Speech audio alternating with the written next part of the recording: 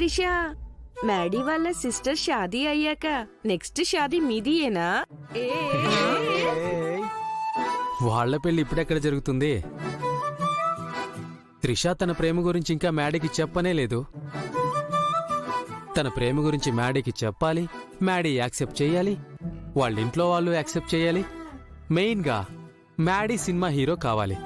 వాళ్ళ పెళ్లికి ఇంకా చాలా ఉంది. అయితే త్రిషా మ్యాడీల పెళ్లి అయినట్టే. హే, ఆపండి. మా మ్యారేజ్ జరగటానికి టైం పట్టొచ్చేమో కానీ జరగటం మాత్రం పక్కా. Maddy is mine. I'm born for Maddy, Maddy born for me. ఓ అంత లేదమ్మా.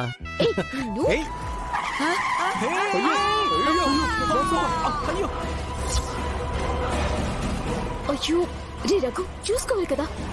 మొత్తం నువ్వే చేసావు. సైలెంట్ గా ఉండు.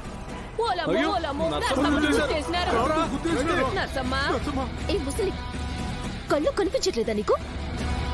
ఈ రోడ్డు నీ బాబుదైనట్టు రోడ్డుకి అడ్డంగా నడుస్తున్నావు. నువ్వు చావటానికి మా గారి దొరికిందా? రోడ్డుకి అడ్డంగా నానెక్కడ నడిచినానమ్మా? నాను పక్కగానే నడుస్తున్నాను. అడుగో, ఆ గొల్లిగాడే నన్ను గుద్దేసి నా పాలన్నీ నేలపాలు చేసేసినాడు. నిన్ను తొక్కించలేదు కదా, సంతోషించు. రోడ్డు మీద నడిచేటప్పుడు ముందుకు చూస్తూ నడవటం నేర్చుకో.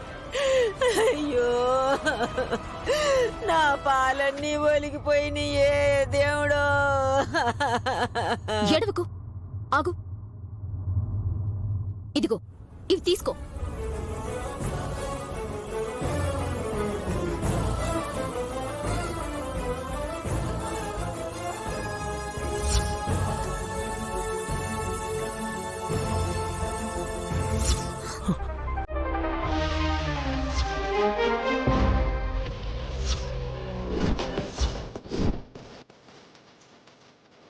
ఎర్ర బస్సు ఏంటి మా కారు కట్టుపడింది? చెప్పండి సంగతి.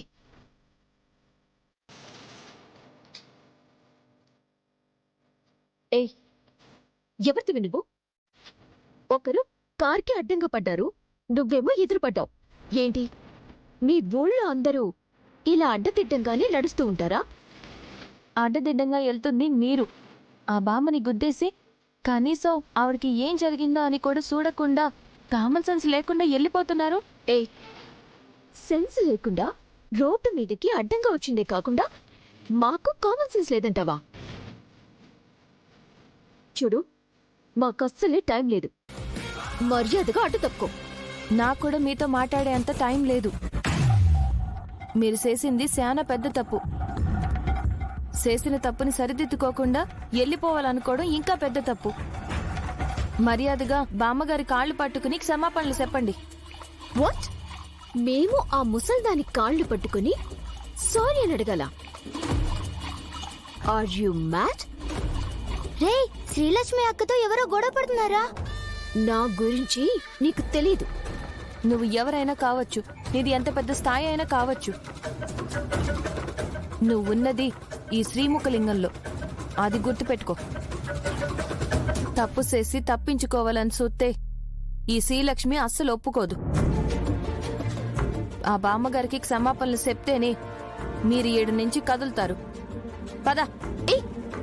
వదులు, వదులు, వదలమంటుంటే వదులు. ఇప్పుడు క్షమాపణ చెప్పు. అమ్మా, అమ్మా శ్రీలక్ష్మి, వచ్చినావా తల్లి? చూడమ్మా, పాలన్నీ ఎట్టా రోడ్డు బారు చేసినారో. క్షమాపణ చెప్పు. ఏ, ఆల్రెడీ అమౌంట్ తీసి ఆవిడ మొహం మీద కొట్టాను. ఇంకా ఏం కావాలి? చెప్పాను కదా, బామ్మగారి కాళ్ళు పట్టుకుని క్షమాపణలు చెప్పాలి అని. మర్యాదగా చెప్పు. మొదటి నుంచి వదిన మాటలేని వదినికి గోపన్న అంటే ఇట్టం లేదేమో అనుకున్నాను. ఇప్పుడు అర్థమైనది, వదినకి ఇట్టమే.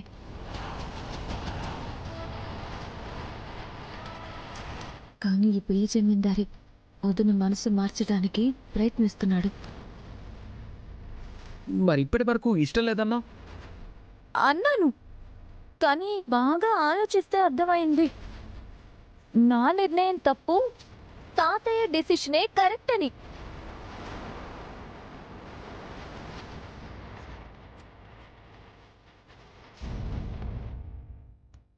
నా గురించి నాకన్నా మీకన్నా మన ఇంట్లో అందరికన్నా తాతయ్యే ఎక్కువ ఆలోచిస్తారు.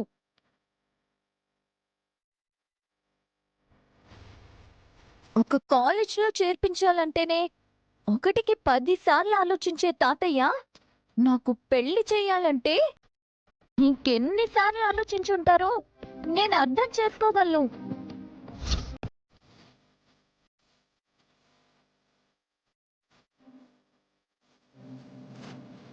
మనం అనుకుంటాం కానీ పెద్దవాళ్ల నిర్ణయాలు ఎప్పుడూ పిల్లల సంతోషాన్ని కోరుకుంటాయి మేడీ.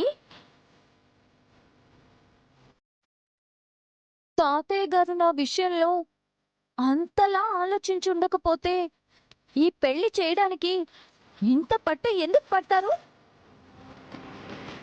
అక్క లేదు మేడీ, లేదు. తాతయ్య గారు నా మంచి కోసం తీసుకున్న ఈ నిర్ణయాన్ని కాదనడం నాకిష్టం లేదు.